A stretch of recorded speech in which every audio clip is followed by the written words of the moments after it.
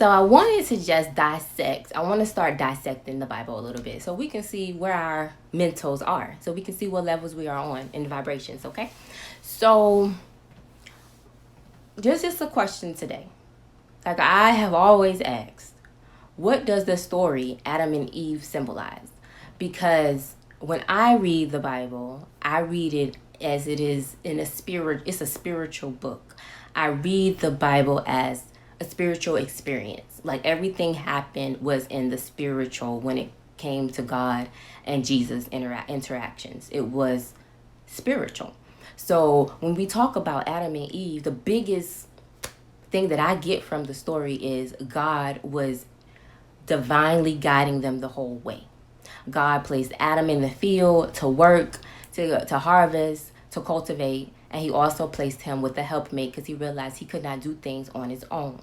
So that was God in the midst of their relationship, bringing them together. And then the part that gets everybody in the world is, how did God make somebody from a rib?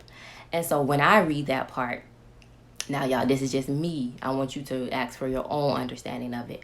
But when I read it, I'm not thinking it physically. He took her from his rib. I don't believe that. I believe that when Adam was asleep, meaning he wasn't aware of the things that was around him because God was working with him. God had separated him from the things that was no longer for him. So God separated him from those things. And in that time of slumber, in that time of sleep, God turned him into a husband. God turned him into a match made for his wife.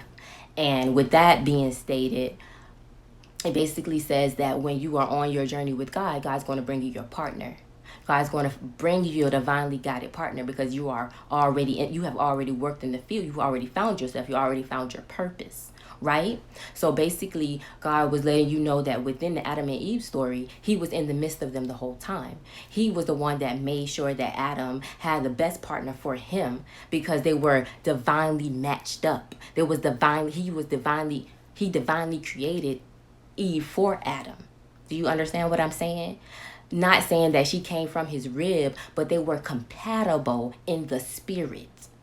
Eve and Adam were compatible in the spirit form.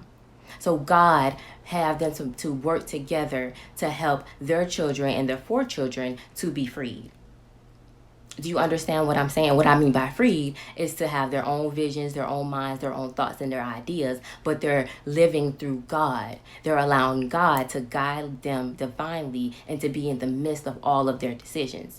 Now, mind you, when God was in the middle of the decisions, that's when chaos started to happen. That's when Eve made a decision to eat an apple, and she knew better.